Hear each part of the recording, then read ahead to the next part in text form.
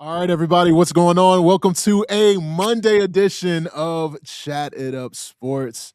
Of course, I'm going to steer the ship, steer the engine, the plane, whatever you call it, for the next hour 10, hour 15, whatever it is. We're going to kick it, man. To my left, your right is going to be CEO Chase Mean Train Green. What's up, CJ? Dude, wonderful March Madness weekend. Oh, yeah. Wonderful March Madness. Oh, We've yeah. obviously got a lot to talk about. We got huge UConn fans. So, man, give me all the glory of the Elite Eight.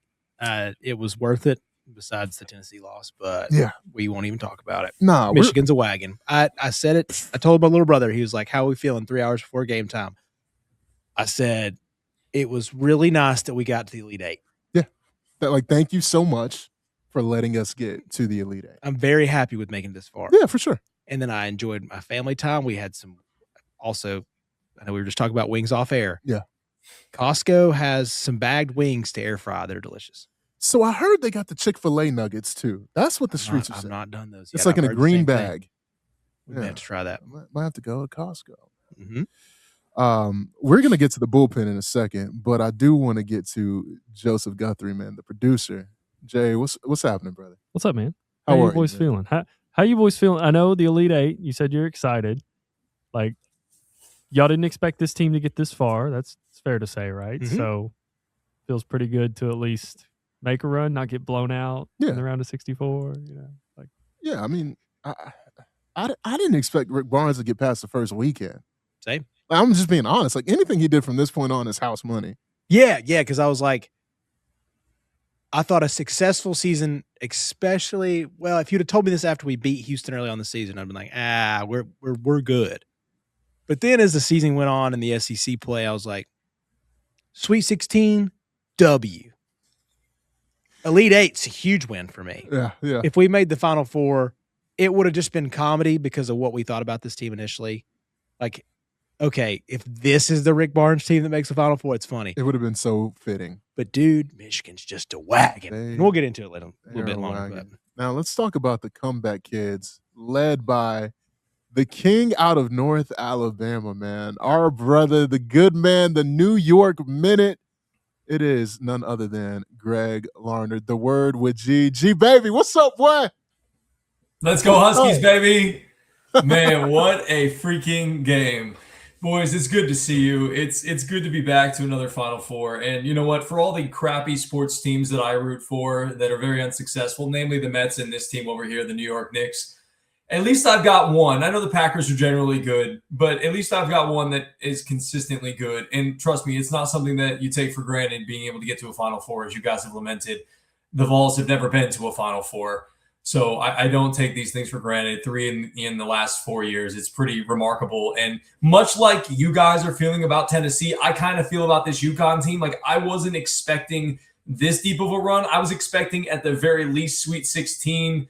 Elite Eight was where I had them losing to Duke, and I had Duke winning the entire thing in both of my brackets. So I couldn't be happier that the brackets were busted by my UConn Huskies. Listen, man, plenty of brackets are busted. We're going to get into your UConn Huskies as well as my Tennessee Volunteers. And then we're going to talk about some championship basketball because the boys from Chattanooga Preparatory School are in the house. And we have a nice little segment to talk about their three-peat and making history in the city. But before we get to all that, let's get to some music. Joseph, hit that theme music, bro.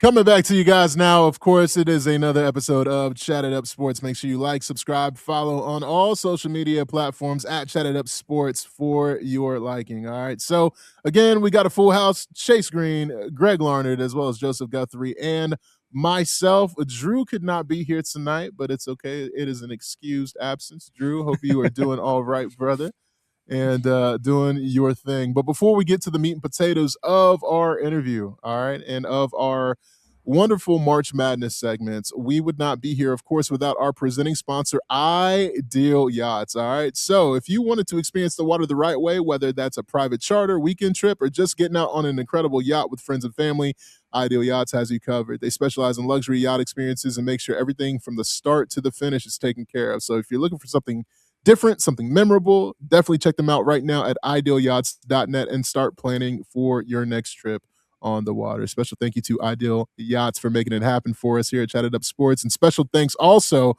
look, can you get a little cameo on Chase Green real quick, man? This Dad. Oh man. But he's got it. He's got it. That's crazy. That, I mean, the timing of that is nuts. Well, the video went a little long with Chatt Prep. That's all right. That's all right. For those that have been following the podcast for some time, Praxis Construction has been doing some wonderful work for us. All right. So they've been able to get us these great panel walls that we have for sound and for appearance. And shout out to Josh and his entire team for making that happen for us. We recently decorated these walls with some memorabilia that we have from each and every single one of us. So, G, I need you to prepare, and we need some New York stuff. We need either that or you got to part with the Packers jersey, and we need some stuff out of North Alabama to make it happen, bro. I can do that. I know. I think I left the box of stuff there that we had brought in our initial studios at Wavelength. So they got some things there, but I can certainly send y'all an Aaron Rodgers jersey, or I'll definitely get you some North Alabama swag for sure. We'll get you some Lions stuff. We'll make the studio look good. There we go. Look at that wall. Look at that wall. So good, dude. You got to get rid of that Michigan helmet, though. Come on. Yeah, I mean, I just thought it was the blue. I love the Michigan helmet. That's just me. I do like it. I think we have one more SEC school. We got one more SEC school. We got some different helmets that we're going to interchange in there too. My favorite one, just being biased, that powder blue that we got. We got an Ole Miss powder blue, that Rebel blue. It looks sweet, dude. It's the best one. Yeah, it's. I know we don't have it. Yeah, I don't want to move to Tennessee. I can't do that. It's a disgrace. Not doing it for the Rebels. If you had to go to a school, Chase, in that frame, right? If you're committing right now to some school, what school? I know this is very off topic, but just behind. No. I would say, God, dude. I mean, if you're just like for the vibes right now, it's hard not to choose. I mean, Michigan basketball is pretty awesome. I mean, football's always gonna be pretty good. Tennessee's just so great and everything. Yeah. I can't. I mean, I think I just hate Alabama so much. Yeah, it's hard to just be like, yeah, I can go there. But yeah, all around sports, I'd probably pick Tennessee. Nice. Because I mean, it's what you have potentially. Baseball fell out of the top 25 this week, or last week, but we I believe in Elander. I don't know. I would say do that to you. Yeah, I know. Yeah, it was bad. Dude, I heard the vibes are pretty awesome at Michigan. I'm not gonna lie to you. Yeah, I've heard Ann It's Arbor. Michigan. Like, it's cold up there. It's dreary. I can't go to Michigan. You as somebody that grew up in the cold, you hate it so much. I can't. I do really do. I do Would hate you, it. Would you go to Bama, G? If that was you, would you go to UT? You go to? I would go to UT. I would go to UT. For sure. Yeah, I'd say as far as like city campus, it's hard to beat UT. I think because I've been there, it's like, But yeah, I heard all three of those schools would be fun if you were just an unbiased fan, which it's hard during this time of the year. I've found my bias again. I was like, man, I watching Duke lose yesterday. You're welcome. It really is the most satisfying thing, especially after what happened to Carolina. Yeah. Because you guys saw that I reposted that thing today. It's the typical Leo, that pose. Yep. It felt so good for them to finally have that second choke job too. Because hey, last year Houston was a big choke job. This one was special, and especially for my boy too. I was like, I cheer for my friends' teams out unless they're SEC schools For sure. Joseph. Yeah. I knew. I knew too. I wasn't even going to acknowledge it. Yeah, I know how this goes. Yeah, we understand. But I was like, man, it was to a point. I don't know if you guys got there yesterday. Well, I'm kind of, we did a little family thing for the Tennessee game. We just watched the first half of the game, and I was like, I'm out. And, we just had some fun. And then we were coming back home, And I was like, do I even want to watch this game? Because it's kind of a blowout early. And we get home, it's 65-55. And I was like, yeah, turn it on. And they just start creeping back. And I was like, let's go Huskies, baby. And dude, we were kind of getting ready for bath time. And whenever they stole that ball, you just felt it. You're like, this is going to happen. They're going to blow it. And I lost it. And Gracie freaked out. And then she started cheering. She's like, yeah. And I was like, that's my dog, dude. Duke Hater, 17 months into life. Yes. I've got one. You got one. Successful dad moment. Custom made. That's right. Gee, what was your emotion, bro? Take me through everything. I mean, through Well, the entire game, everything. I'll be honest. I'll start from the very beginning when it comes to that game. I was not confident. Obviously, I picked Duke to win that game in both my brackets. And just the way that the game was going, UConn couldn't hit water if they fell out of a boat. Terrace Reed was the only thing holding them afloat. Duke looked dominant in every single facet. Like UConn could not get their offense running. The broadcasters mentioned it many a times. They looked like they were running into a stone wall every single time they tried to go off the dribble. The only thing that worked was getting the ball down low to Terrace Reed, which, as a former big man myself in high school, going to a predominantly white high school at 6'2", being a big man, I love the inside game. So I really respect the way that Terrace Reed played and the matchup with Boozer as well. And that was just fun back and forth all game long. And I kept telling myself during that game, and especially was getting closer to the half, I said, hey, if UConn can just get this thing to about 12 to 15 points at the half, we got a shot. Keep it within striking distance. Don't get down 20, 25. That's danger zone, and you're probably going to lose just like Tennessee did with that 21-0 run. My goodness, by Michigan. But anyways, I said, hey, keep it to about 12 to 15 at half. You got a chance. Dan Hurley will figure some things out. Law of averages, things are going to start dropping for UConn eventually, you hope. And then as that game continued to progress along, and I know they mentioned it in a timeout, Tracy Wolfson coming back and heard what Dan Hurley was saying in terms of, hey, the momentum is starting to shift. Things are starting to change. We're starting to get back in this game. And it really felt like that. Even before she said that, I said, okay, we're gaining a little traction here. We've got a little something going. Caravan was struggling all game long, and I just loved the adjustments that the Huskies made at halftime, from running their offense a little bit of a different way and utilizing Reed to sort of be that playmaker, and he starts dishing out, passes, and he's starting to make plays for others, and as they're coming to double him, and it was just a really fun game to be a part of. And even as it was going down the stretch, I still didn't have a whole lot of hope that, hey, they were actually going to be able to come back and win this game. But then Caravan hits that three, and you're thinking, man, okay, we're right there. We've got a shot. And then you're trying to trap, you're trying to foul. There's chaos, and Duke, again, just sort of the inexperience versus the experience, and not panicking in a pressure moment like an Alex Caravan didn't once he got that pass from Braylon Mullins. And then, again, as the senior, as a guy whose career is hanging in the balance, the wherewithal to say, I got a defender close to me. I'm not just going to hoist this thing up because I want to try to be the hero, and kicking it back to Mullins, who, again, was a little bit further back, but had a little bit more of a clean look. And his ability to just sort of just say, hey, F it, we ball. I'm going to pull this thing from 35, 40 feet, whatever it was amazing. And it looked so good coming out of his hands. And again, this is a guy who hadn't hit a three all game long. He'd hit a couple of baseline twos, and you were hoping that was going to kind of get him going a little bit. But ultimately, it didn't from distance. And again, it just takes one.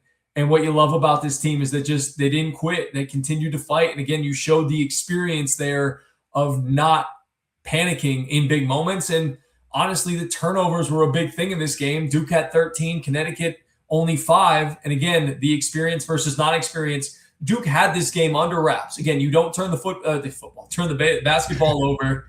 You guys got me in the football mindset. You don't turn the basketball over. A lot of live ball turnovers that they had allowed the Huskies to get out and run and get some fast break and transition points. They win this game going away. And again, all you have to do in that moment is hold the basketball on that final possession. Boozer tries to make a play, throwing it to, look, there were 2 wide open guys down court. But again, you don't need to make that play. You literally stand there, hold the ball, either get tied up or fouled, and then you put UConn in a bad place.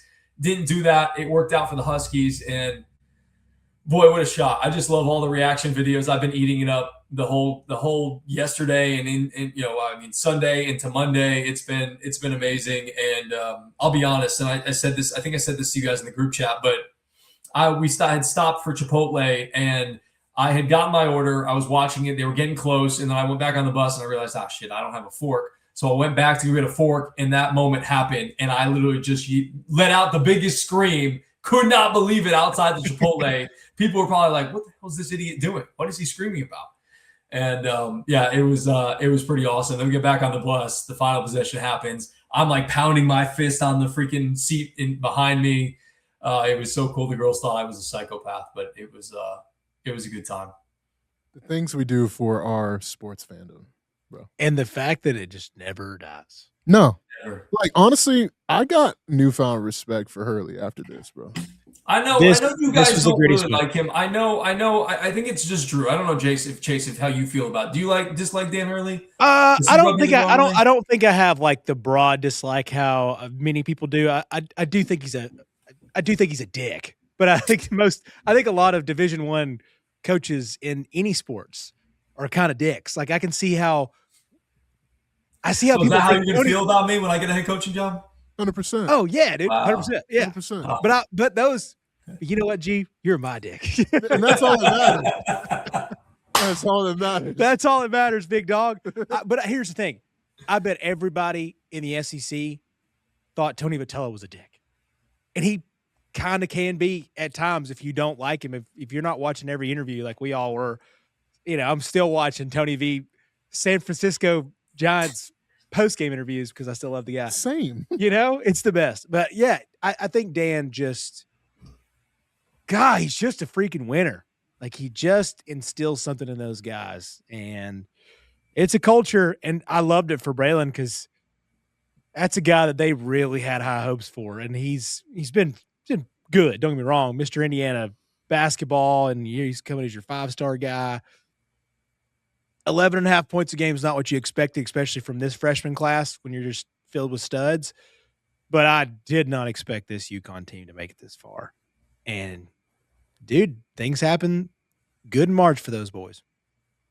Hey, I think the biggest thing for Hurley is he is, whether you hate him or love him or you're indifferent to him, he's authentically just himself. And, that's the biggest thing.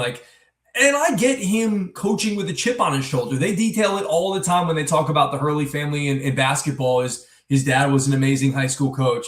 Then his brother was an insane player at Duke and, the whole thing. And he was just, we went to Seton Hall and he was good, but he wasn't great. And so he's sort of got that basketball chip on his shoulder. And now he gets an opportunity to be this incredible college coach. And what I love about his journey is that he's gone from the bottom and he's worked his way up. I mean, he came from Rhode Island, to UConn. Right. So it's just been a cool journey to watch for him.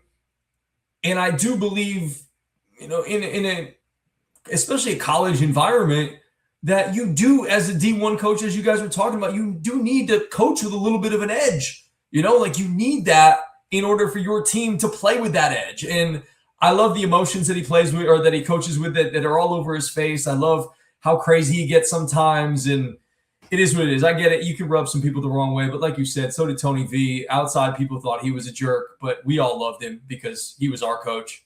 And it's the same thing for me and Dan Hurley. I would probably dislike him a little bit if he were coaching at a different program. I get where he can rub some people the wrong way.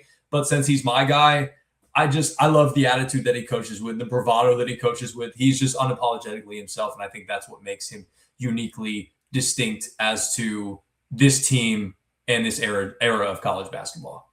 100%. But I'll see if you guys agree with this. Yeah, I like my coaches to fit their region. I agree. I think, especially the two best, I would say, and I'm going to compare this to in football and basketball mindset because I think these guys embody the region and their skill set. I think Rick Pitino and I think Dan Hurley fit the Northeast. Yeah, I agree. The fact that they are in the Big East, it's just perfect. Those are the two guys out that are just perfect for their jobs. I think Connecticut needs that little brash mentality. Obviously, you got to have – there's no more perfect job, perfect match than Rick Pitino and St. John's. Godfather, dude. sitting in some small Italian restaurant in a dimly lit room is perfect for him. Another thing I liked, like when you look back, Saban, Kirby, the perfect Southeastern Conference guys. Yeah, for sure. Right? No doubt like about good it. old boys, but still a little tough, brash. Like those are like, they just fit the region. And I just like that. And I think Dan's perfect for that job. And I think that's why I like it, because I like my characters. Like these are, this is what we like, boys. This is media, bro. I want my characters in this storybook.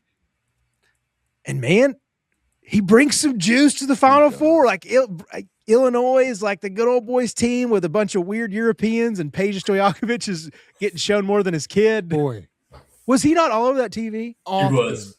Often, like a little too much. Yeah, I think it's gonna be a fun matchup, but I think Dan brings some juice. The Duke loss feels like it's way more talked about, because I mean it does feel like a huge choke job, and boy, does that team go from like premier, no doubt about it, they're going to make it 17 minutes before the game ends, to is John Shire on the hot seat was like a funny topic the last 2 days, which is hilarious because the guy can recruit his butt off, but like, dang, dude. What is he doing with it though, bro? What is he doing with it? Did you guys see the I guess he's got the stat now is he has the most 5-stars ever recruited without making a Final Four. Yeah. And then now this is the most Sports Center stat ever, because you have to go back like an exact number of years, is the last 11 years. And obviously it's got a picture of Hubert Davis and John Shire. It's like the last 11 years, Carolina's made 3 Final Fours, 1 title, 3 title games. Yeah, 3 title games. And they've made 0. Yeah, it's like in all categories. They've made 1 Final Four. Duke. Yeah, and everybody's like, that's a better job. And I'm like, it's not. It's not. But they're going to keep their coach.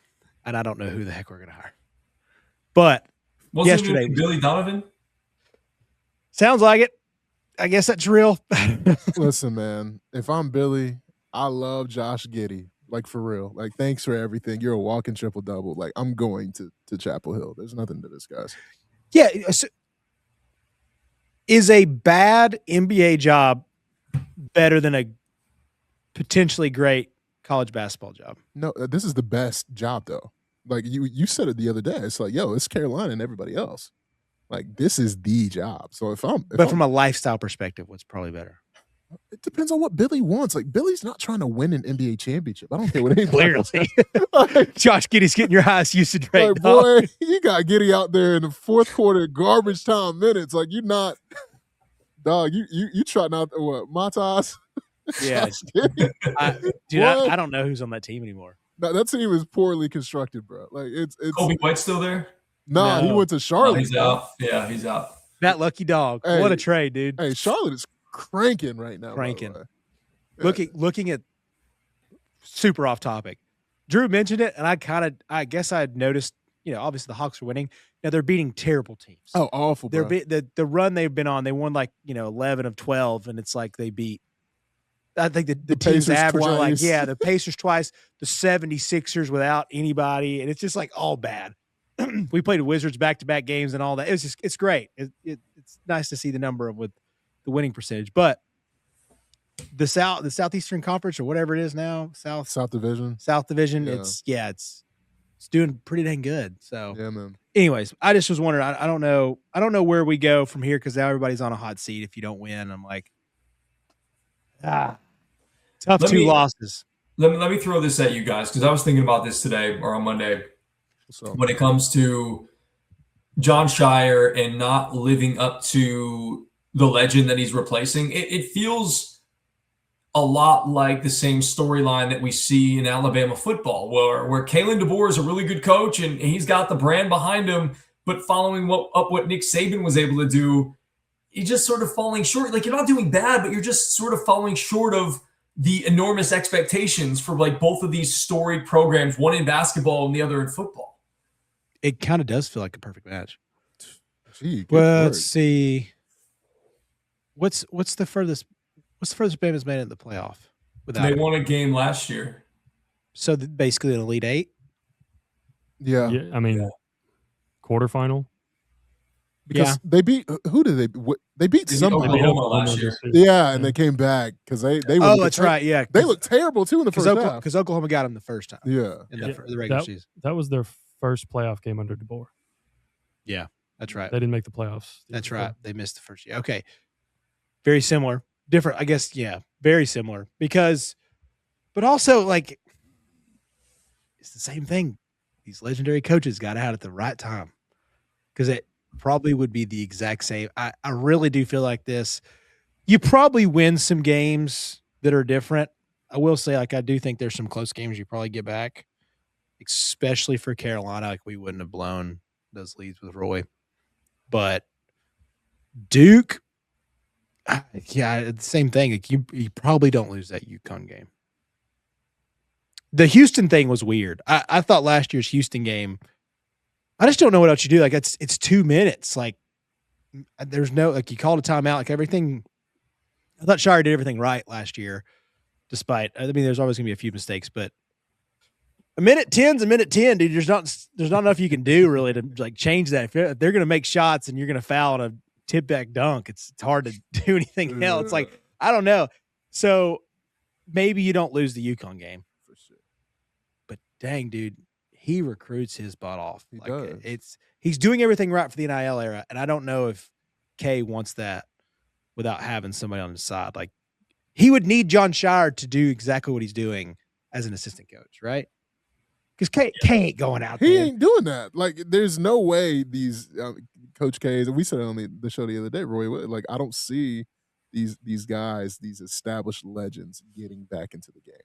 It doesn't make any sense. Like, it doesn't. Like, we're going to see, I'm telling you, like, Rick Barnes and Coach Barnes did one hell of a job getting Tennessee to the Elite Eight. This is truly going to be his last, I'd say, iteration of, like, this is the run coming up next year, I think. I think Nate Ament comes back to school. Ooh, I don't know, man. He's doing too good. He's too good. He's so inconsistent. He feels like one of those guys that, like, has the ability to be a potential lottery pick, but then he probably shouldn't be because he could use a little bit more seasoning in college basketball.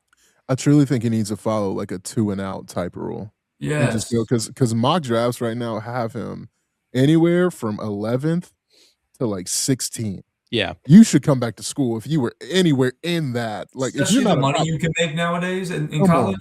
Like, the only thing is he's just a part of a class that's so good that it's just disgusting. Like, we have never had anything close to this freshman class. Yeah, like that's the only thing is. Last year, he's probably a top 5 pick. I agree.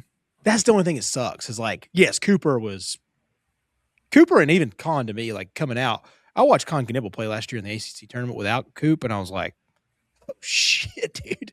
That's why this Duke thing hurts even more. Is you legit might have had 2 of the best teams.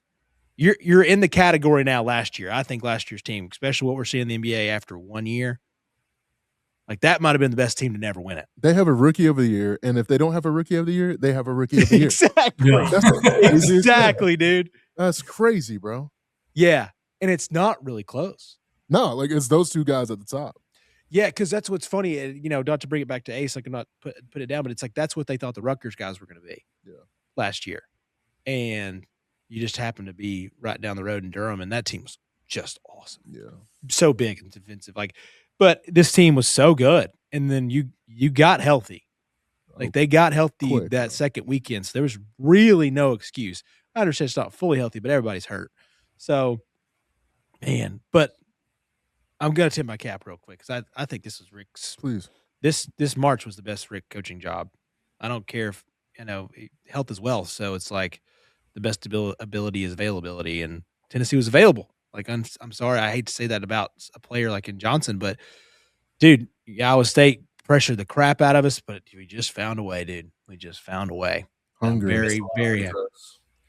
Oh, my gosh. Dude, I was going to ask, did anybody else feel, as a Tennessee fan, I felt bad for Iowa State. That mom they kept showing was just in despair. It's like I felt bad, but we've always been that mom in despair. Very true. You feel me? That's very true. Like it's always been that way. So I was just like, oh, like show Sister Jean again, you know, like that's what I felt like. Yeah. What's the comparisons like? So like missing free throws is at the end of a game is just the most disparaging thing. Yeah. I think the most brutal watch in basketball. What is that in football and baseball? Missing an extra point. Yep. I was gonna say Oh, that. You were like, I had the chance to tie the game. You're down 7 and you miss an extra point. And then Just- a fly ball in baseball, like O'Neal Cruz. I don't know if you've seen these videos. Oh, I saw when he was playing the Mets. He misread those balls terribly bad. Just bad, just real bad. So I would say that would be the baseball comp. Ooh, yeah, to have like a cold kicker. From a hitter or fielder's perspective in baseball? Let's do hitter too. You got it. What's Because the a hitter's, I think a hitter's also like a fly out with a guy on second. There's 2 outs. That's smart. It's very smart. I would think it's more of, hey, I got a runner on. Well, let's say bases. The Mets had this situation: bases loaded, nobody out, and you hit a weak ground ball to a middle infielder. That's the worst because It's a you double literally play. like the infield's in. You have to just get it through the infield or hit a fly ball or hitting a pop up or something. The pop ups are the worst. Oh my gosh, pop-ups are the worst. We had that 2 weekends ago at Austin P, and it was just so frustrating because the girls were throwing rise balls at us, and all we're doing is popping them up to get under them. Like, hit the top of the ball. See the top of the ball. Let's go. Pop up. dude. Yeah, because like when you get in those rhythms of doing the exact same thing over, and it's like you know what to do, but you just can't do it. Especially, I hate to see. Big men are the worst because I feel like we watched it all year long with Carey. Like you're just like, dude, we got to get him out of the game. But their guards for Iowa State were doing it, and I was like, yeah. And but it's funny because like when you hear a stat at the beginning of the tournament, like I tossed it out there and I took it from a bunch of people, but it's like Iowa State's like 200 and whatever 95th or whatever in the country of free throws percentage. It's going to come back to bite you in the tournament. Same thing with that Memphis Derrick Rose team. Like it came back and got him in the Kentucky matchup. It's like, daggone, dude. Those weird little things you talk about at the very beginning of the tournament, it's some dude throws out some random stat, just comes back. And it's so funny how that works out. Like blown lead for Carolina. That's like whenever they get up like this, they tend to turn it back over. And it's like, daggone, dude. But it was like at halftime. Teams were 134-0 in the, I don't know if it was the Elite Eight or what at the tournament. I don't know, leading by 15 points or more at the half. Yeah. I think it was. Yeah, it was in Elite Eight. Yeah, you're right. Yeah. That's that. And look what happened. The 2 Chapel Hill and Durham schools did it. Damn. And then you lost your associate head coach to NC State. Which I'm very happy for Gainey. Yeah, that makes all the sense in the world, though. I mean, you knew when Jordan left, like you knew what time it was. And you know I really despise NC State. I'm not gonna lie to you, but I love Gainey so much. He seems like he's been just a stud for us. I think I hate Will Wade the most in college basketball right now. I mean, he is at LSU. He's completing the trifecta of just not good people at LSU in head coaching positions. This is amazing. The fact that we are in a spot where LSU is just diabolical. Oh, you talk about the villains. They are the villains of college athletics officially. And I think they're embracing it. They're like, we don't care. We're going to be good in everything. We will pay whatever it costs.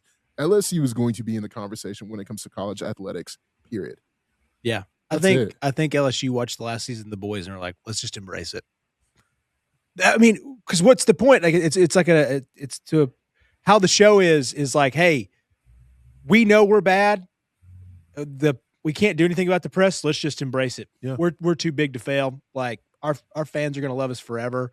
And I heard that a lot today. It's like, I'm still gonna love Duke because I think we're awesome or whatever. So it's like, okay, well, everybody else dislikes you, so keep it rolling. And we'll wait. Like, I don't want to give NC State too much credit, but it's like, hey, you finally got what I thought was going to be a decent coach. I know he's a little bit of a scoundrel, if you will, but I thought he was going to be a good coach, and it makes it pretty interesting around there in the Triangle. Like, they love it over there. It was fun to be around there for at least 3 or 4 months, but Gainey's going to be a great coach. I hope the best. I don't want to cheer for NC State, but I probably will because they're only going to play Carolina twice. So outside of those, good for them. Go get your bag, big dog. Go get that bag. Yeah, be a head coach. That's a great opportunity for him. Yeah. Definitely got has. me. What else do I got, man? I mean, I think we've touched on the madness that March has ensued. Obviously, we wanted to make sure that we showed our coach G some love out of North Alabama, man. We appreciate you for being here. We appreciate everybody, but we still got some championship basketball to play. And with that, we now want to welcome in the official champions, of course, here in Chattanooga, Tennessee. Not once, not twice, but 3 times, the three-peat boys basketball champions here in Chattanooga, Tennessee. In 2A, none other than Chattanooga Preparatory School. Can we edit that? Nope. Dang. Not anymore. Chatt Prep. babe. Chatt Prep. You guys are now on the clock, man. Thanks so much for joining. Make sure you guys like, subscribe, follow on all major platforms at Chatt It Up Sports. I'm Malcolm Mickey Harris. That is Chase Green. Of course, we got Greg Larnard on screen and Joseph Guthrie. You got the Chat boys coming up on the way. Chatt Prep men's basketball right now. All right, everybody. I want to welcome you officially to another episode of Chatt It Up Sports, but it's not just a typical episode, all right, because not once, not twice, not 3 times, we got the boys from Chattanooga Prep. My man behind me. What's up, fellas? What's happening? What's happening, man? We officially got the boys in the building, and they are celebrating now a three-peat. And I got the guys with me that have orchestrated it all. Fellas, it seems like the same time every year, there always seems to be a gold ball in y'all's hands. It's been like that for a minute, man. There's a 3-year-old in this world right now that has no idea that you guys have won state titles. Think about that. How y'all feeling? Welcome to the show. Thanks for having us, brother. Thanks for having us. Of course. Feeling great, man. It's starting to be traditional now to bring a gold ball back to Chattanooga. You know, This third one here, we call it our triplet. So She looks good. She looks good. appreciate that. Appreciate it. I appreciate y'all, man, for being here. It's surreal because let's just get to it, man. A lot of people been talking. It's been a lot of heat, been a lot of chatter. I'm sure y'all seen it. I saw a TikTok the other day, and we're gonna find it. We're gonna find it. We ain't gonna bring it right now because I know y'all have seen it. Exactly what you're talking about. He was talking cash money to y'all. What's up?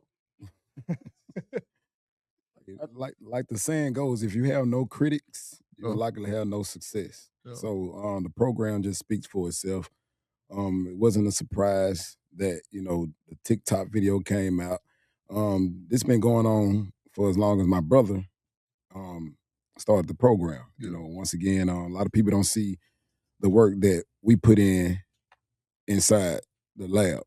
A lot of people don't see that, these guys that's sitting, before you today, man, we in the gym from 5 a.m., morning practices. We in the gym in the off season 2 or 3 times a day. A lot of people don't see that. They just see the end result. They just see us winning a state championship, but they don't never see the hard work that these young men have dedicated themselves to on this consistency, the sacrifices they've made. A lot of people don't see that. So when we see stuff, it's like the TikTok video, and we hear naysayers. We also see other sports writers or other guys in the community not a part of Chattanooga, and when we see them just talk down on a program, once again, it speaks volumes about the program. But for me to tell those people, it's just the work we put in. We got our strength and conditioning coach over here, Coach Cam. He not only works with the boys during the season, but he works with them during the off season as well too. So I don't think a lot of people see the work that we've put in behind closed doors. So. That's just for the naysayers. I'll bag off what my brother is saying, but we didn't start like this. As a matter of fact, everything you do in life, you got to start from scratch. So when we first started the basketball program, we wasn't receiving all this hate, and I didn't mind, getting beat by 20 and 30 points. My first year at Chatt Prep as 6th and 7th graders, we weren't receiving all this hate, and again, I take it as a compliment because if you have no haters, you'll likely have no success. Like you said, if you have no haters, you ain't doing something right. And so when we see the TikToks, or we hear all the hate and the negative publicity about Chattanooga Prep, again, we take it as a compliment, man, because we started from the ground up. And like I said, the first 2 years you didn't hear all this. You know, and I told the guys when I put them in the locker room years ago, man, I said, look here, man, we don't have to be elite right now. All right, so, but we're going to get back in the lab and tell them to check us out in 2 or 3 years. And we'll start making them talk right now. They may not be saying anything about us right now, but, hey, we starting to hear all the naysayers and the, hey, cheat prep. I take that as a compliment, man. Cheat prep, man. Look, if working hard, if hard work, sacrifice, and dedication is cheating, man, I'd take that all day. Because, man, look, it's a product. It's a testament of all these young men hard work since they've been in the program. And all glory to God, man, because these guys stuck together, through the hard times, not just the good times, but through the hard times, they just stayed with it. And hey, man, keep making them TikToks, man. If you have no haters, again, like you said, you're likely to have no success, man. We 100%. Need the critics. Always. And what's funny too is you guys have stuck together for a long time. You guys have been playing together since like 7th grade. So it's not like you guys are just forming a team. It's not NIL out here, So it's funny to see that. I will ask too, you guys have kind of built a family, and it's tough at a smaller school. I know you guys moved up to 2A, so that's pretty awesome there. But how have you guys kept this so family oriented? Because you guys are busy boys. I mean, you're a trainer now. It's like if you guys have been doing this for a while. How have you guys kept this as a family? Because it really has become that. Watching you guys, you can just see it on their faces, man. You guys have built something pretty great. Yeah. You want to take that? Oh, I mean, I'll take a look. It just starts with the culture, the standard that we built. Once again, it's OBF. It's one big family. Mm-hmm. These guys have not only played with each other since they was younger, but grew up with each other as well too. We have several guys here that play AAU ball together. Several guys in here, once again, went to elementary school together. Been playing in each other's backyard or whatnot. And once again, when they come to Chatt Prep, we not only build a family on the court, but we build it off the court and in the classroom as well too. So just building that culture around itself just speaks volumes to why these guys not only grow up together, but they love each other like brothers as well too. So it's like a brotherhood at Chattanooga Prep. I can pick it back off of that as well. 90%, I ain't gonna say 80%, 90% of our time, not just spent at home with our families, but 90% of the time of our time is spent with them. And I don't know about him, but he got a basketball family at home. Yeah. And so he got to try. He got about 8, 12 kids. He even out 4 boys and 4 girls. I'm outnumbered when I go home. I got 4 girls. So when I come to Chatt Prep, all boys school, it kind of balances me out, my lifestyle out. So we've always been more than just a team. We've been a family, not just just a team. We've been one big family, and we just pour into these guys, not just on the court. We also pour into the guys off the court as well. So they'll tell you, basketball is a bonus, and we pour into them as young men. I got daughters, and I don't. Hey, girl, dads for life. Hey, I got 4 daughters, and the young men that we're trying to raise right now is the next fathers of our generation, next entrepreneurs, next businessmen, next coaches, and so they're gonna have to lead the next tribes that's coming up in the future. Fellas, y'all are real humble, and I appreciate y'all for not really talking the way y'all should. But can I give y'all some stats real quick? You don't mind? Run it. I just want y'all to know, like, truly, this ain't happened in Chattanooga before. And I put some stuff together, all right? So the programs that have three-peated in Tennessee boys basketball history include Hume Fogg, Perry County, East Robertson, White Station, Mitchell, Memphis East, and now Chatt Prep. It's crazy, fellas. I want to talk about y'all's record, too. Over the last 4 years, you guys have gone 107-34. Hundo, boys. Hundo. 107-34. Put that in perspective. And I know you guys don't talk a lot because I know the leadership, Ted Alling, Troy, I mean, everybody. Everybody. I just, y'all don't do a lot of talking, but on the court, y'all talking. I just want to ask, and either one of y'all can go. Y'all got to a point where this is now what I consider, quote unquote, a blue blood, right? Like you're stepping on the court, you know you're about to go face against Chatt Prep. That consistency, night in, night out, for y'all to act like, yo, we're playing for broke. Like we don't have nothing. Where does that come from? Man, it's mind blowing. All this, the record, this been the first time in Hamilton County that a three-peat has been done. It's mind blowing, but it's humbling at the same time. Yeah. And we never put a roof on top of our success because there's always a next step. So that's why I'm big on this quote, like, hey, stay the course, keep going. We always been built with or been born with a never satisfied mentality. Mhm. Again, you know, you got people, we won 3, that's it. Let's close the doors. Nah, we got to keep it going, man. Because again, it's always the next step. Always. So that's the mindset that we have. Not just coaches, but we pour into them as well to keep that same mindset. Because once DJ, he can't stay here. The seniors can't stay here at Chatt Prep for another 4 or 5 years. Guess what? He gonna carry his legacy on to Free Hartman. Read wherever he goes. All these things, they're gonna continue. They're gonna keep the torch going, man. And it's always gonna be OBF. And they gonna take that culture and everything with them. So it's gonna keep going. Just think it's the standard that we set for the boys. You know, making history is good, but just setting the standard for the boys is what they chase the whole season. You know, setting the standard of staying disciplined, staying consistent, staying dedicated. Once you meet those standards, then everything else will take care of itself. You know what I mean? I know a three-peat is wonderful. It's great. And to be the first team in Chattanooga to do it, now we've set a standard not only for us, but for every other school in Chattanooga as well to, hey, man, we want to do the same thing Chatt Prep doing. You know what I mean? Man, we just want to put Chattanooga on the map as well. So just setting that standard, letting the boys come in. Once again, they bind into the system, they bind into the program. It wasn't easy, I'm going to tell you that. Especially this bunch right here. It was not easy.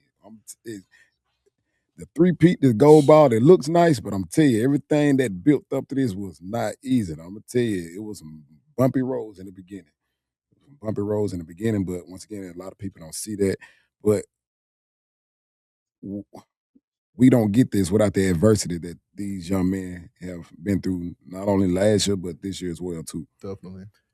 You know, it's funny, you like set this standard, and 3 years in a row is a long time. That's a lot of basketball just from school ball. I know all these guys play AU, and it's kind of becoming one of those things like, how do you prevent the burnout? And especially in y'all's case, you're playing basketball and longer than everybody else. You're going all the way to Murfreesboro and back, and it's just like, it gets tiring. Like, what is one thing that you guys have established to kind of like prevent a little bit of that AAU burnout? Because I remember just playing myself, like it's a lot, man. You know, it's a lot for these parents, a lot for your families, like just to go back and forth. And these guys, like, I'm kind of just tired of playing basketball. But y'all stop that. Christian, I'll go to you first, buddy. For me, the guys know since we have an extended season, we done had an extended season the last 4 years, I've always told them to take 2 weeks off. Just spend time with their families, go enjoy themselves. You know, don't touch a basketball. Don't even get in the weight room. Sometimes these little dudes hard-headed, they junkies. Some of these dudes got a passion for basketball. They'll go to the gym anyway and go pick up a basketball. And I had, once again, you know, I'm like another father figure to them. I'm telling them now, you know, put the ball down. You know, let your body heal, let it rest. Sure.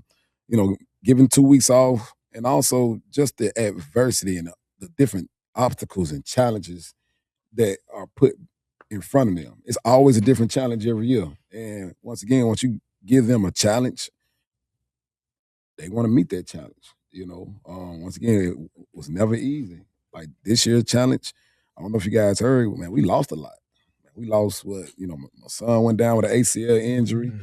He was an all-state performer. We also lost 2 or 3 other starters. Man, we was dropping like flies.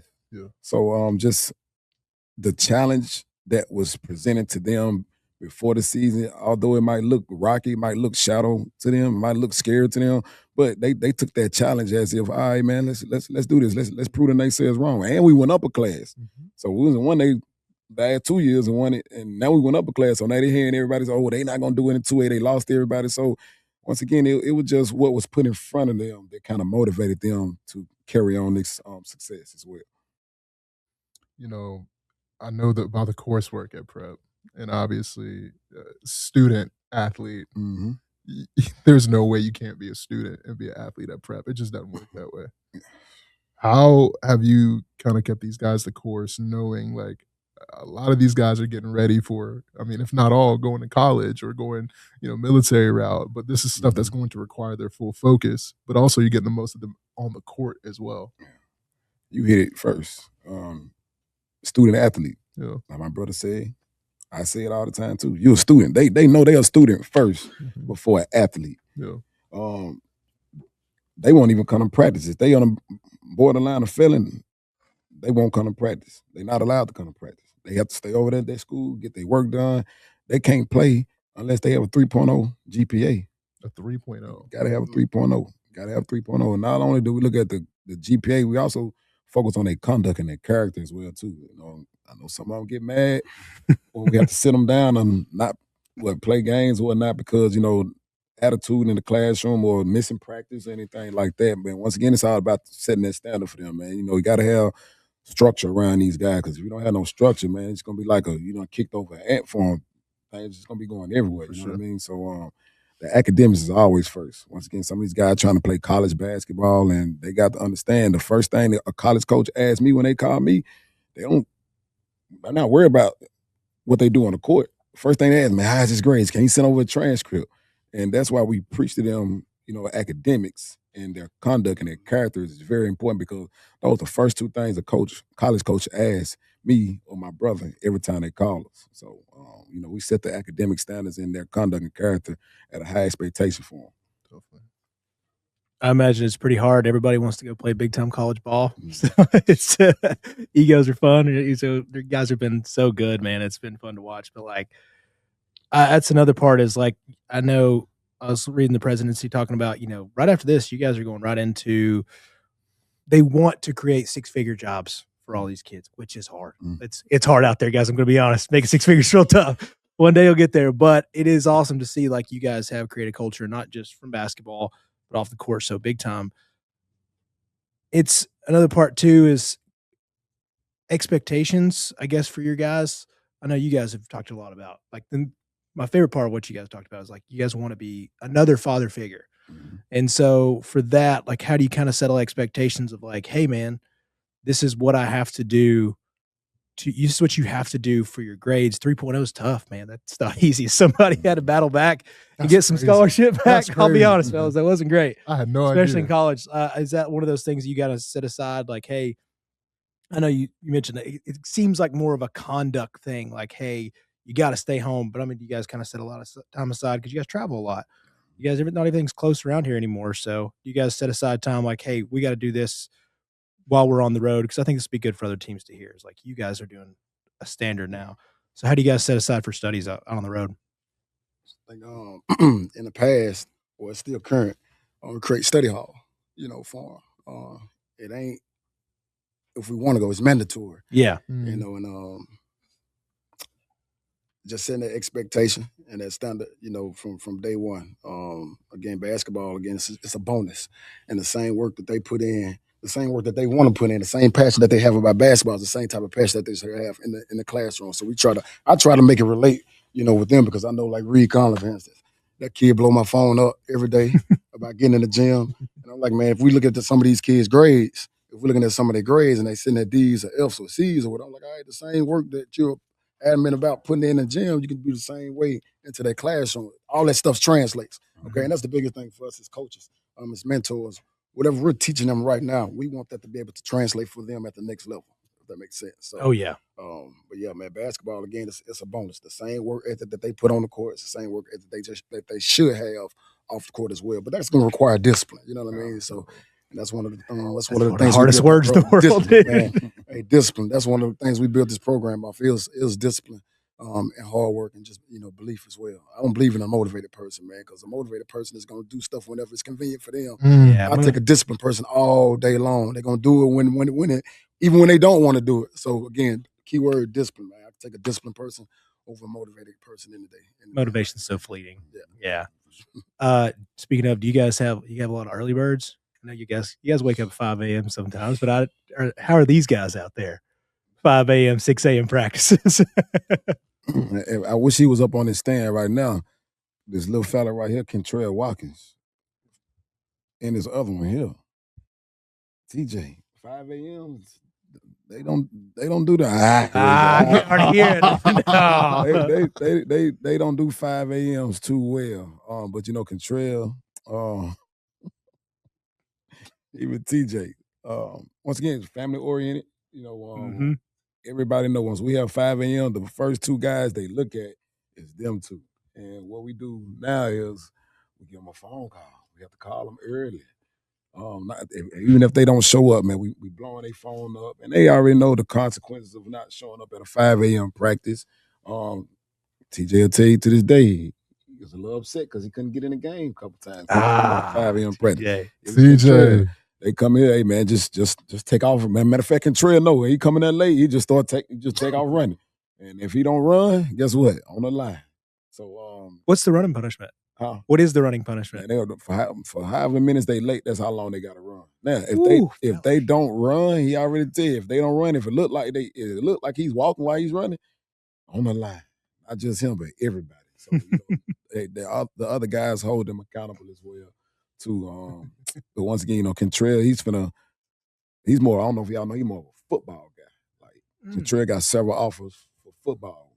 Freak athlete, 5'10", right, Trail, 5'10". I don't know if you saw a couple highlights, he dunking on guys. Social media does a good job. Yeah. So, he gotta get accustomed to getting up at 5 o'clock in the morning. Even my man TJ right here, I don't know if y'all saw him. Him a little sophomore, we call him a Tasmanian Angel.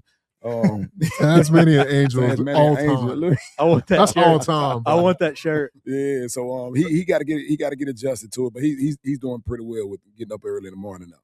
TJ, that's a hard name, man. Your NIL package gonna go crazy. Tasmanian Angel, you like that? Be ready. Let me ask. I mean, when it comes to the city, what's the one thing that you really want people to know about your program and about these guys that they just don't know when just looking on the surface? And I mean, not a lot of people are, necessarily just aware of just how quality these young men are. For real. I don't want people to get this program twisted as if, they just a basketball program. Yeah. They're 3 Peat state champions. I don't want people to look at us like that. That's accolades, yeah. People to look at us like a family. Like, we build relationships with these guys, not just on the court, but off the court as well. And somebody asked me the other day, they said, man, you're a 3 Peat state champion, man. Like, you don't feel nothing? I'm like, honestly, I don't, because what I'm worried about now is I got seniors we trying to get into school. We got one DJ who just committed to Free Army. Congrats, by the way. We got Joel. He got 4 or 5 college offers right now that he's narrowed his choices down. So we got to decide in the next coming days what school he's going to go to. We got Reed Conley, who's narrowed his decisions down as well. So, and not just the seniors, but the guys that are, hoping to plan on returning next year. We're not even looking at basketball right now. We're just looking at, building a relationship with them, helping them with their character. Not just that, just helping them with off the court issues as well. So I don't want people just to remember us, oh man, they won 3 state champions. I don't want people to just remember us about us building a relationship with the guys that play with us. Once again, I got guys that graduated last year. My brother had them since 6th grade. Man, even the guys that left, that went to other schools, they still text me 1 or 2 o'clock in the morning to this day. Hey, coach, man, I appreciate everything you did for me. I love you, boom, boom, bam, bam. And when I see messages like that, man, it just warms my heart. That's stuff you don't see in the news. That's stuff they don't put in the paper. So I would say, that's more rewarding than a gold ball. I'm just gonna tell you that. Yeah, 100%. That's a lot more rewarding than a gold ball. Text message 2 or 3 o'clock in the morning, coach, man. We appreciate everything you showed me off the court, man. I get what you're saying right now, man. So it's the relationship part, man. It's bigger than basketball. That's why we call it one big family over here. And that's what we truly, man. These guys are our sons. They're not just our players. They're our sons the moment we start coaching them. So it's like, man, forget the basketball. That's gonna come. We know we're gonna pour into them with the basketball stuff. We want to pour into them in these young men. On not just on the court, but off the court as well. Because again, this is way bigger than basketball. Again, it's a lot bigger than this gold ball that's sitting right in front. It's a lot bigger than 3 of them. Again, that's the last thing I want to do as a coach, as a parent, as a father figure, as a mentor, is to pick up the phone and read about one of them, being shot or killed. And that'll hurt me more than anything. And that just scratches out that gold ball stuff, man. And that's the last thing I want to read about them. In a paper for something negative, you know what I mean? So again, we don't expect for them to be like choir boys. You're gonna make mistakes, but it's about learning, from mistakes. Whatever we're going through, we should be able to grow through it. And that's one thing we've been able to install in these young men over at Chatt Prep. It's bigger than basketball. So the basketball is like second to none to everything else other than the relationship part that we build with them. Yeah, you have set times. You got plenty of basketball set time, dude. Yeah, you got to build into these boys. You guys did such a good job of that, man. Getting college offers and stuff. I was in college athletics for a while, and it's just like, man, recruiting's hard. We call you guys all the time, and it's just like, it's crazy to see what the difference is. And I know everybody's expecting some fat daddy NIL check and everything else nowadays, but it's like that's not real life outside of the 1% of the 1%. So. Oh, it's pretty cool. But you know what's helping them get a lot of NIL deals now? Not just with them being athletes, is their character too. Yeah, man. I've been around it. I was at overtime. Good dudes win. Man, they asked about the kid, not just because they can jump out of the gym. How was his character? Yeah. Like, man, if his character messed up, man, that's the type of kid they don't want to work with. You know, man. So I used to tell them all the time, you don't want to be that guy that walked through the door and people say, oh, here come him. Like, here come this guy. We don't want to work with him. So again, if their character is good, they can mess up a lot of money if their character's not up to par. Again, they can play. It's a lot of athletes out here who are really good. But Hernandez. Yeah, man. I bring him up all the time, man. All the talent in the world. All the talent in the world. One of the best I've seen in person. Threw all that away because of his character. Yeah. In a unbelievable spot. Yeah. Whatever you want, man. Like that's one of those things too. Like that, you see it in so much in college basketball now. It's like we don't know for sure, but it's like somebody like Peterson in Kansas this year. That was like, dude, we don't know for sure, but it just shows enough. Like once you get a hold of some bad media, they just keep pulling it and pulling it and pulling it, man. So you got an opportunity. And when you're a good dude, they're just like, we're gonna take you wherever you want to go, and you got work with you. And like the ladder's crazier in college basketball now. You guys are seeing it like crazy. It's just like he may go from Freed Hardman to D2, D4 to D1, like, and then it's wind up in the SEC. He gets taller every time I see him too. So it's like, talk about you. And for people who don't know about the basketball world, just because this guy's going to Freed Hardman, it's good basketball everywhere. Everywhere. Whoever says that they can go play on an NBA roster, like I can beat the 13th man. The 13th man is the greatest player you've ever seen in your high school. Could absolutely run a Planet Fitness at any time. Yeah. Anytime. My favorite's like Austin Rivers. You guys seen these videos? Yeah. Austin Rivers is like, you kidding me, dude? I'd punk you guys. And he's like, his AAU kids, you're like, stop, fellas. Yeah. It's fun, man. It's fun to see. Now, we're about to get two of these players in the hot seat. And it's going to be up to y'all. So I'm going to let y'all talk amongst yourself. But before we decide who it is, it's some business on the table for next year, because obviously you guys have your eyes set on 4. It's only happened twice in Tennessee basketball history, Ensworth as well as BA, Brentwood Academy. In order to get to 4, 1, is it realistic for those that think Prep's going to fall off, Prep's losing a lot of talent? Because it's been said, I've looked at a lot of comments over the last 72 hours. They're like, you know what, that's great. Let's see what happens whenever XYZ leaves. What's the ticket in the journey to get to 4 and really, really do even more in terms of history?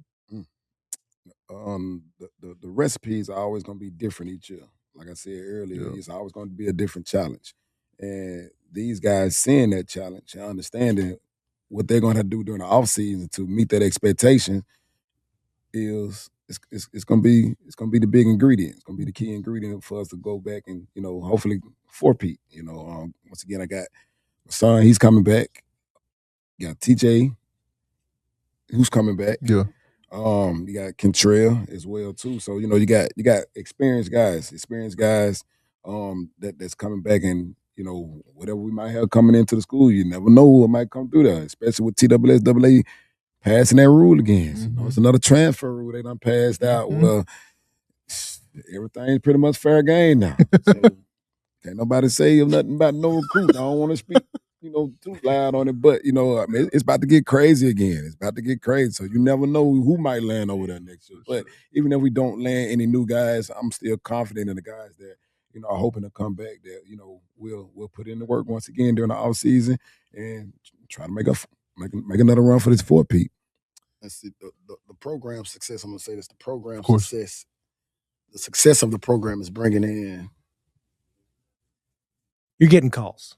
I'm getting calls, inboxes, emails, Instagram. Like, hey, what? So they're thinking Chatt Prep is a prep school. I'm gonna have to explain to them, we're not a prep school. We're a public charter school. I don't care. I just like what y'all got going on over there. What do I need to do to get my kid, into the program? I was like, hey man, I'm humble about it, but I'm not gonna talk about this over, through a text message or you ain't finna give me no violation, man. Reach out to our admin. Yeah. But again, the success of the program, and they know how genuine, not just me or my brother, they know how genuine Coach Cam is, our athletic director is. They know how genuine we are and what we do. Like I said, not just on the court with the kids, but off the court as well. They know we're passionate about what we're doing. So these parents are willing to invest their kids into bringing them from Nashville or Memphis or Knoxville all the way to Chattanooga just to, bringing them to Chatt Prep. They're getting mistaken like we're a prep school, and I still have to explain to we're a public charter school. Well, I just want my kid to be a part of, what you and your brother have going on over at Prep, man. We just love what you're doing. So again, like you said, hey, you never know when we may get come in over there, man. So it's a blessing. It's a blessing to be able to, have people pour into our program and see what the good things that we have going on. And not just with the basketball world. Piggyback off what he said, I know we got to get to these guys. The program, once again, speaks for itself. I'm going to tell you a story. State championship game. Okay. Halftime. I just got done doing my interview with the news reporter. On side.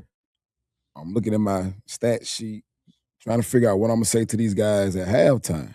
And while I'm doing that, I'm locked in. If you don't know, before a game, I'm taking notes, I'm writing my notes, I'm locked in. Even if somebody's calling my name, I hear them, but I don't hear them because I'm locked in.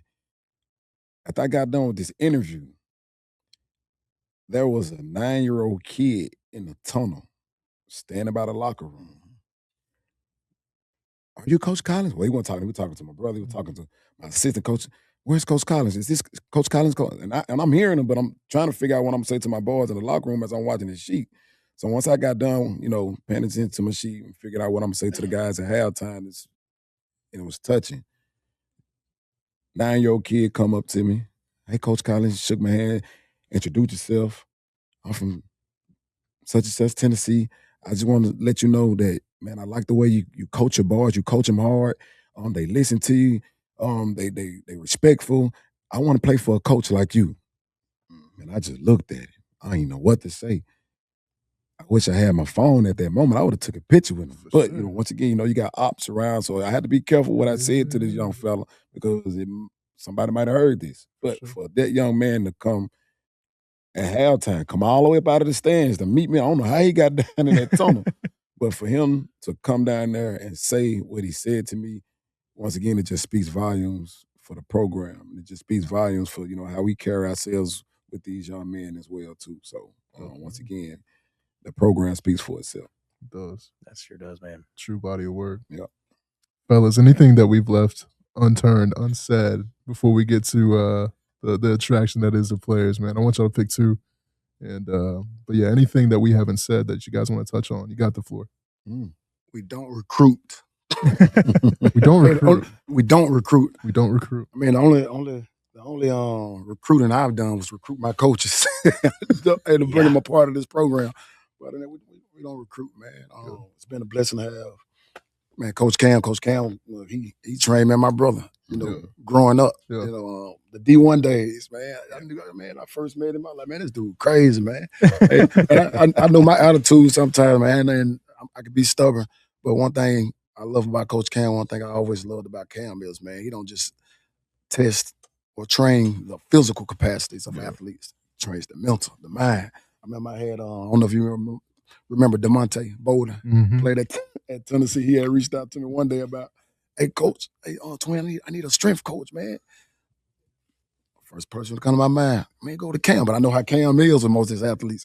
And if you got to go in there with some tough skin 100%. With him. I don't know, Cam could probably tell you about this story. DeMonte called me and I said, I'm going to send you to Cam up there at D1. All right, bet. Next day, DeMonte called me. He said, man, I can't say what I want to say on the mic, but man, if you don't still, man, he got me. I don't know, can't remember this though, man. He probably, I don't know who you would send me to. I never go back. So while I'm on the phone with DeMonte, I get a call from him. He calling all that in. Hold on, DeMonte. He go, Cam, man, don't you ever send that. Able to make a long story short, DeMonte knew who was coming from. Oh, yeah. He knew the tough love, because we look at it like this, man. I tell people about Cam all the time.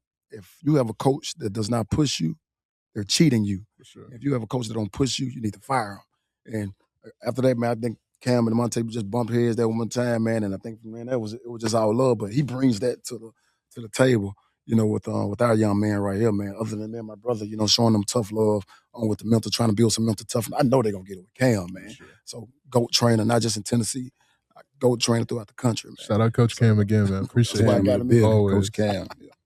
A thing I like to say, and I know we got to get to these dudes. A lot of people don't know, man. We got guys who score high on their ACTs in this room. Oh, 27. Oh, we talking 27. 23s. You can go anywhere with that. I promise. 22s. I promise you can go anywhere. That stuff they don't put in the news. Not at all. That's a bar one. So I just like to just congratulate my guys. Yeah. Well, not just the athletic standards they done put out there, but the academic standards as well too. So it's beautiful. Big shout out to my boys. Big shout out indeed. Before I let y'all go, we always have a segment, and we came up with this a couple weeks ago. It's, I know you're freaking lying. You know, we try to keep it PG here. So just because you guys are here, I'm gonna throw out a star player, and of course he is one of the best of all time. And how it's gonna go is I'm gonna throw this name out, and somebody's gonna say I can name 4 players better than this person, and then you're gonna have to say I can name 5, 6, 7, whoever gets stuck with it has to do it on air. All right. Oh dang! Y'all ready? Players. Yeah, It's you gonna gotta be name the players. You have to name players. All right. So I can name 4 players better than Kobe Bryant all time.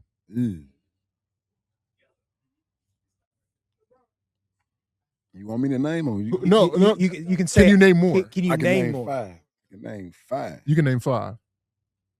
You got 6. That's better than Kobe Bryant. Yeah, better than Kobe B. You gotta put Kobe in here, man. You gotta respect it. Man, it's tough. Say, so you got 6? Do you want your legacy tied to 6, bro? I don't know if I can do 6, man. I can do 5. I don't know. You can do 5? Give me 5 right now. Because I can't do it. Give you 5. Give me 5. All right. I'm gonna go Michael Jordan. Michael Jordan. All right. LeBron James. LeBron James. All right. Oh, chill now. Oscar Robertson. Okay. One of my bad. Wilt Chamberlain. We're not counting Wilt for this debate. Huh? We're not counting Wilt for this debate. We can't do that. Well, after Bam just hit 83, maybe honestly at this point, go ahead. Go ahead. We'll give you Wilt. Better than Kobe. Better than Kobe. That's crazy. Y'all, that 83 was so fraudulent. I don't care what nobody says in this room. So watch this. I'm shuffling with this. I'm gonna go Magic Johnson. What? And I'm gonna go whoa. I'm gonna go Magic. I'm a Magic man now. All right, coach. Magic Johnson. I would have put Magic. Magic I Johnson. probably would have put Magic. So Wilt, what I got? Wilt, Magic, LeBron, MJ. Yeah. He might well throw Larry Bird in there, man. He gonna put You crazy, man. No way. Hold on. I got another one. Man said Magic Johnson better than Kobe. Hold on, wait. Chill, bro. Chill. Let me get this. Go ahead and put Ace Bailey in there over Kobe. Nah. That's my guy. Utah Ace. Jazz finest, baby. I'm gonna go chill, bro. Steph Curry. I hope everybody can hear the I had to dismay of name these players. I had to name 5, but I'm gonna go Steph Curry. Listen, Coach, it sounded like you're gonna have some players leave you next year. you're gonna have some guys, man. I love Kobe. I'm a Lakers fan. I'm a Kobe man too, and it hurt me to say that, but I got the Magic. I'm a Magic man though. Magic. I love Magic and Magic. what he's done for the game. I'm just saying, Bean is up there for me. He's up there for me. But maybe that's just my childhood. That's a tricky question though. You can't say that. I know. That's why I want to catch you off guard. That's the hard part. It's like Kobe. Yeah. Kobe to me is like there's some days I can put him like 2. Yeah, some days I can put him in my Kobe top, definitely top 5. You know who my top 3 is? Who? Jordan, Bron, Kobe. That's my top 3. And to put Magic, that's my top 3. To me, it's Bron, Jordan, Kobe, because There you go. Kobe is a clone don't of tell what Bron Michael that. Jordan did, Yeah. and nobody's going to be able to do what LeBron has done in basketball ever again. Say it for him once. Say it for him one more Nobody is going to be able to do what LeBron has done ever again.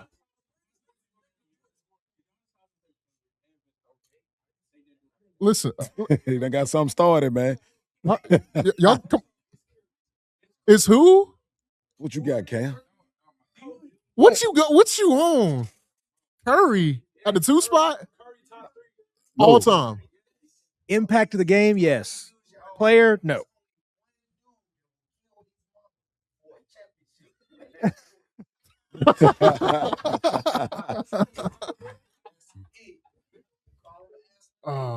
So you got Bron 1. Yeah. Tweaking, bro. Bron 1. That's my order. I got Bron, Right. Jordan, and Kobe. That's my top 3. Then I got Curry. I got Curry right after Kobe, man. Done. No, chill out, bro. 5. Let's go. Come on now. No, 5. No. Like you said, I don't think nobody's been able to do what LeBron, the most scrutinized athlete of all time. Like all the pressure that this man, all time, most scrutinized athlete of all time. Since he was 16 years old. Since he was 16 years old to come in and do what he did. Now, what if he didn't come in and do that? Then it's like he the biggest bust. Biggest bust of all time. All time. But no, there's never been anything that's lived up to the hype like LeBron. No, LeBron always. Because I mean, we all remember. Yeah. 2003 for a guy to be on a high school basketball ESPN run, that was wild. Sports Illustrated covers. It didn't make any sense. I was like, we're watching a high school basketball game on ESPN. MJ. I'm gonna tell you when I put LeBron over Mike. The year they was down 1-3 against the Golden State, probably arguably the best NBA team of all time. Yeah, stack. Was the 7-3-9 Golden State team that LeBron, they were down 1-3 against that group. Yep. And they came back and I put them over Mike after that. They had to go get KD just because they were scared. Hey, KD was on the team. Yeah, it was hey, they come back. Nobody in NBA history ever come back down 3-1. Nobody. LeBron did that. Hey, man, I love it. Man, LeBron's been on 3 different teams and brought a championship to each team and come back. 3 more champs. 3. Hey, look, I'm a Mike. Hey, who said that? Say it again, fam. Hey, I'm trying to tell him, bro, listen to me. We can argue all this day. Hey, look, you name me one team or something, bro. Hey, name me one we started the worst. We started the worst. You got Karl Malone, John Stockton, these dudes. Karl Malone, John Stockton, get out of here, man. Man, you name me one team Michael Jordan beating the finals. Bro, these Hall of Famers. That's what I'm talking about.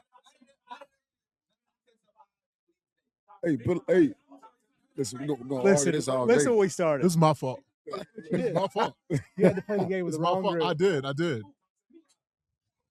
Hey, okay. And Jordan did it with one team. Think about that. Jordan did it with one team. Yeah.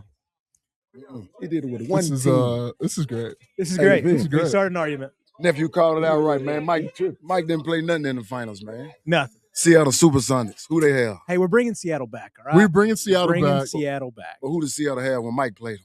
Gary Payton? Gary Kemp? Hey, Hall of Famers, man. He tripping. So y'all taking them teams over Golden State? Not at all. Not even in the same San Antonio. The left strip? You kidding me? No, man, real talk. I ain't taking them teams over Golden State. All the teams LeBron had to face. No, the only championship I felt LeBron kind of gave away was that Dallas. 100%. That's it, man. Yeah. Other than that, he done played some Heat, man. I agree. That's the only team. Other than that, he got some legitimate teams he lost in the finals to. All right, let's bring on the kids. Right. Y'all get them all stirred up. Yeah. I appreciate y'all for hopping on, Chatt It Up. With that, I want y'all to each of y'all pick one player and want them to come up and answer a couple questions for us. Brian, if you hear me right now, you are the greatest player of all time. All right, so say that one more time. We're in it. Welcome to Chatt It Up Sports, of course. Second part. We just had our debate about I know you effing lying. And you guys had some beef with some of my takes. So now you on a mic. We can hear you. What's your beef with Brian? Talk to me. What is it? It ain't no beef. It's just Jordan better. That's all to it. False. That's all to it. False. All right. I doubt it. Where the low light? You would never get a 6'10" all-around player like that ever in your life. Who's 16? Brian. Okay. Same thing. They'll be boosted height. Cool, Same I guess. Whose number does LeBron wear now? 23. 23. Exactly. Jordan. Jordan started that whole number changing thing. Come on, man. Went from 23 to 45, then said, nah, I ain't feeling this. Who go in the locker room at halftime and take their jersey off and look in the crowd with some little kid had a 23 on. He said he took your jersey, took the kid jersey, Joel, and put the 23 on because he said it's 45 don't feel right. Come on, man. Who doing this? Yeah, I mean, who doing this game? They had a 23 in the bag. I mean, who you know going pro in two sports? Kyler Murray. Oh, and Jalen Suggs. Deion Sanders, Pat Mahomes. Did LeBron do it? Jalen Suggs could have won football. No. Hey, Jalen Suggs is so nice at football, by the way. Yeah, he He was. was. Yeah. Nah, Curry is he top 10 A lot of all haters. time. Hey, But Curry's top he's 5, smooth. top 3. Yeah, he a good shooter. Steph Curry couldn't guard my mom, man. He a good shooter. Yeah, I know that. He not even better than Kyrie. I know that. He can't guard nobody. No. New Reed. subject. Reed. We know why that's your favorite player. Yeah. Uh-huh. Yeah. Yeah. Y'all in the same boat. Mm-hmm. Coach, you seem to have a lot of good rapport and a lot of respect in this room. I see these guys probably the most when nobody else even want to see them. Yeah. You know, game night, everybody pretty. Because this program, for as much work as we put in, they take care of us. You know, administration, coaches, we get Airbnbs, hotel, 4-star this, 5-star this, Texas Roadhouse, a lot of Nikes and sweatsuits and all that. But you got to earn all that. It comes with the territory. So it's like being initiated. DJ was doing things with the basketball team and shooting layups and running around practice, but he didn't get his initiation till he came to the trap and had to see me first. You know, then that's when the angel come out. See, he's standing up tall, then got his chest out, you know, all that good stuff. That Tasmanian stuff come out on the court. But in the trap, they know it's all business. So we tell them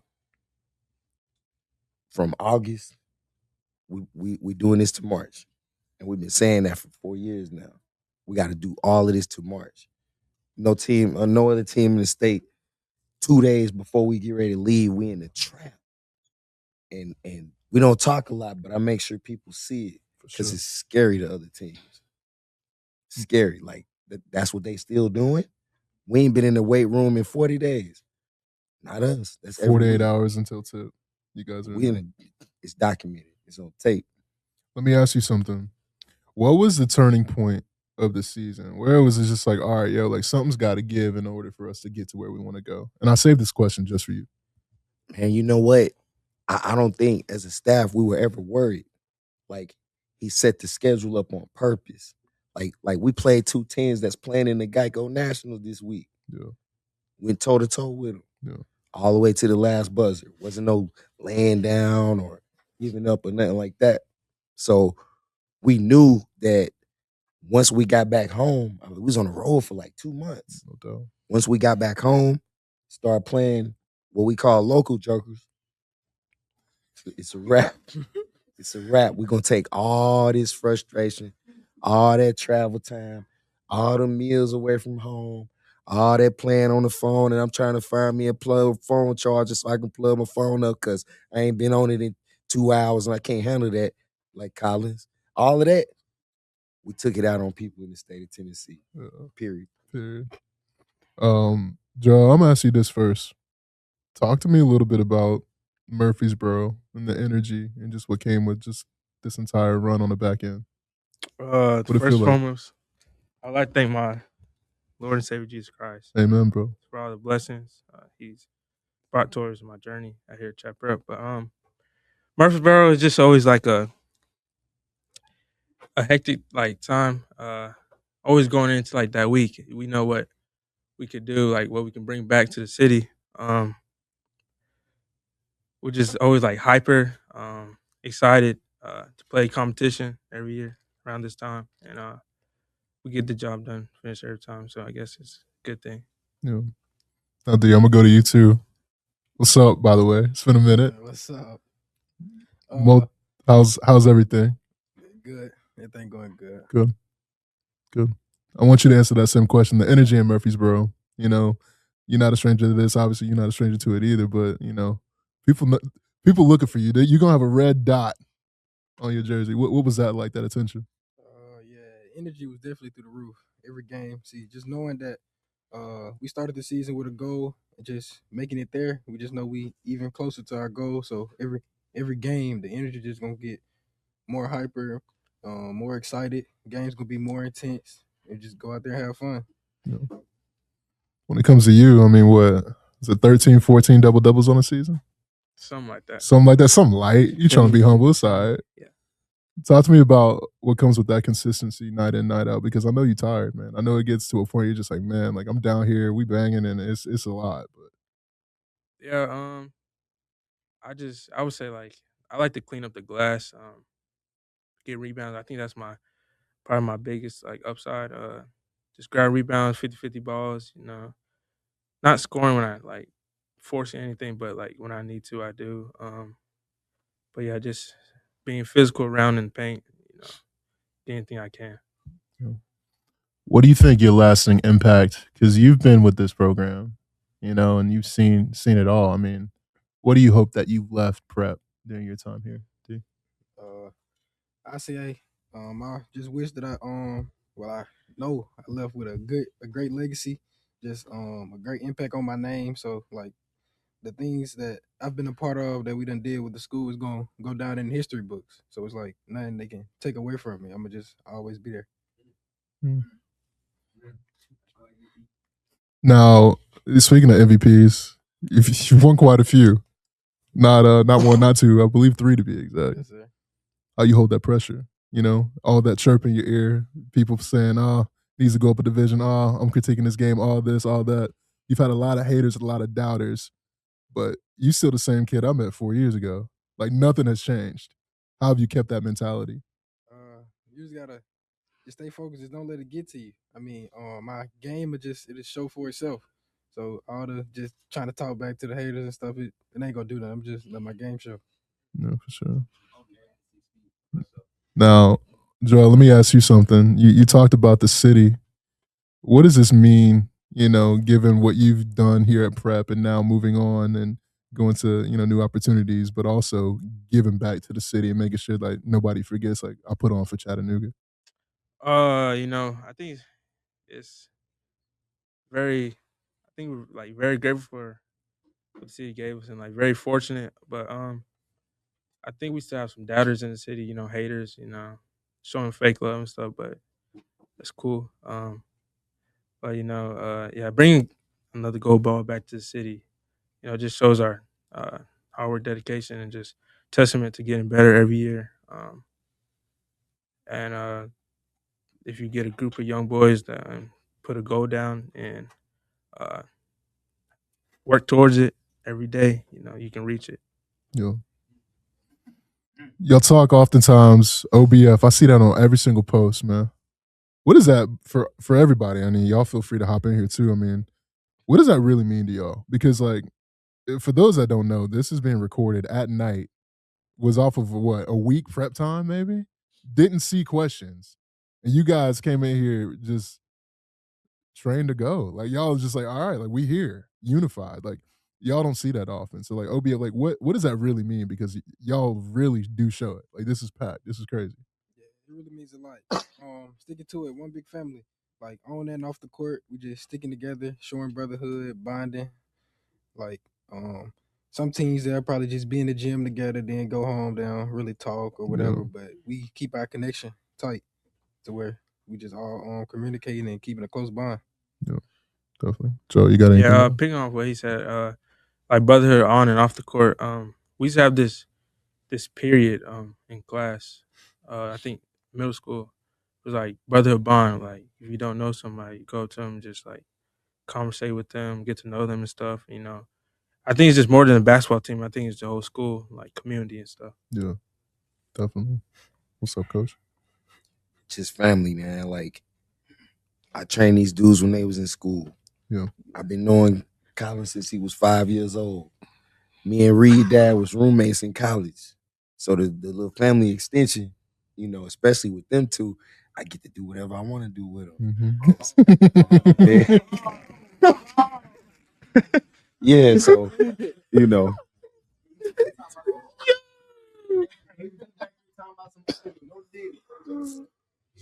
Check, Mike, check. Man. Clowns.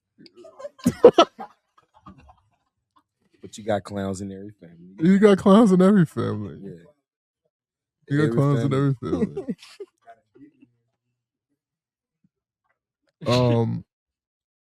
All right. So was there, and I'm just curious, just in general, and this is just personal, was there like a song or something that like carried y'all through the season?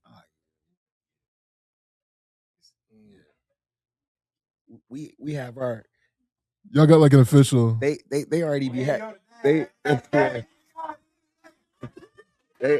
had a little championship music picked out already.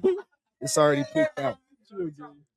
All right, I say that Yeah, Pooh Shiesty. don't listen No, to Pooh Shiesty Shiesty? Yeah, back there. FDO. FDO. Unrelevant. FDO. I don't rap. What about you, Joe? No, I probably listen to like YB Okay. in my headphones. Okay. Yeah. Okay. He said, "Oh my gosh, man." Worst rapper of all time. Is young boy? Yeah. I'm gonna agree with TJ. YB? In terms Not of anymore. I'm not agreeing with you anymore. You said Lil Wayne?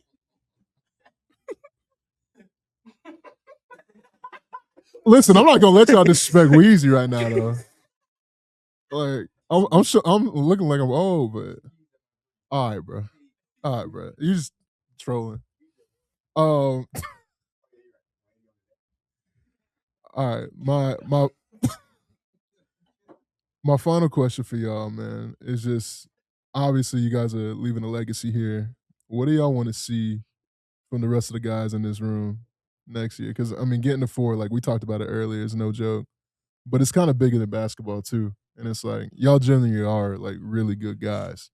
And it's just like you combine that with the basketball aspect. I mean, it's a recipe for a lot of success, but a lot of things coming at you one time. Because a normal education at prep, I mean, it's crazy. Then you add in, I mean, a lot of you guys are testing very well, and your ACTs, if not all, got offers. It's like it's just crazy. So like, what's the future hold? Y'all think?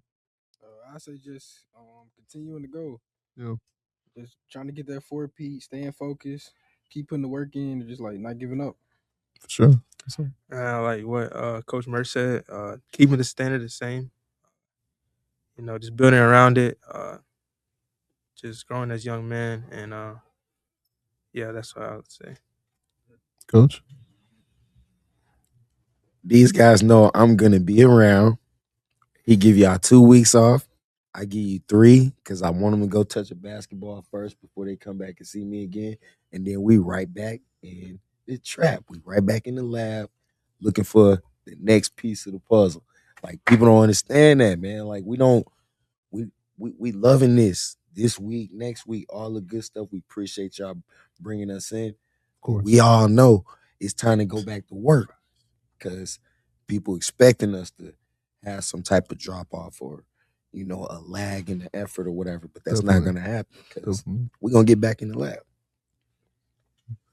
Fellas, you guys got any parting words? Anything I haven't touched on? You guys got an open mic, man. This is going to be on all platforms, so you got to say what you got to say, or you can keep it to yourself if you need to. I think 5 years from now, Ace Bailey's gonna be best player in the NBA. Okay. Joel Bush.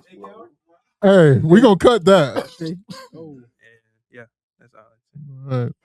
Well, fellas, I appreciate y'all for being here. What'd you say, bro? Nah, we good. Y'all good? Yeah, Okay. Anybody else got anything to say? Yo, Ketrell. Reed. Let's go. Reed. Come up here. Y'all straight? Okay. Well, It's only 2 players in the world better than me. Oh, Tracy McGrady, LeBron James, and TJ Foster. Very, very delusional. Y'all heard that. He says it all season. Too. Tracy McGrady, LeBron James, TJ Foster at 3. Delusional. So you a Luka right now, TJ? You a Luka right now? Yeah. No, you or him. Who you in the game of 21? 21 if I touch the ball first, Luka won't touch the ball. 21 zip. Snap. Gang, come on, gang. Come on. I want you to sit in this chair right here and say this to this camera right here. Go ahead. Lock in, gang. You can't even I want beat you to lock Ronnie. in. Say what you just said. Not serious. Not serious. And look at this camera right here. It's not serious. Listen, right now, 1v1, game to 21. I get ball first. I'm playing Luka Doncic. 21 zip. Luka will not touch the ball. God, What? Lee, bro, you can't even. Straight face. Go ahead and end the show for us, man. We about to cut out. Okay, but I want to thank you for having me and my guys out here. Chat It Up, Chat Town's #1, radio station, you feel me? Thank you for showing all the love and you feel me? Uncle C, Uncle Merce, all my boys in the back, Big Bro Reed. He don't like me Sundays because I be trolling him. But that's Big Bro. John Smith, best rapper in chat. We got Joel Bullis. He going to Duke next year. Cadence Collins, D1 athlete, all my guys back here controlling all the power. Hey, he need a shout out. Cause he been running this whole thing. And y'all ain't saying nothing about him. So shout out to my guy back here. You feel me? Oh yeah, Coach P, Coach Leah, Coach Lele. We got Uncle Steve in the cut. Who else we got? Ginobili. Parents. The parent. Oh yeah, my granny. Cause she raised me and whatnot. You feel me? We got Uncle Calvin. Who else we got? Oh, K Money. He going to Tennessee State. You feel me? Big TSU. K Money. Yeah, K Money. And he tried to keep quiet, but he really the next coming of LeBron. Who else? Oh, all glory to Jesus. Gotta thank the man above because he gave me another day to breathe, live, and do the thing I love most. You feel me? And we out of here.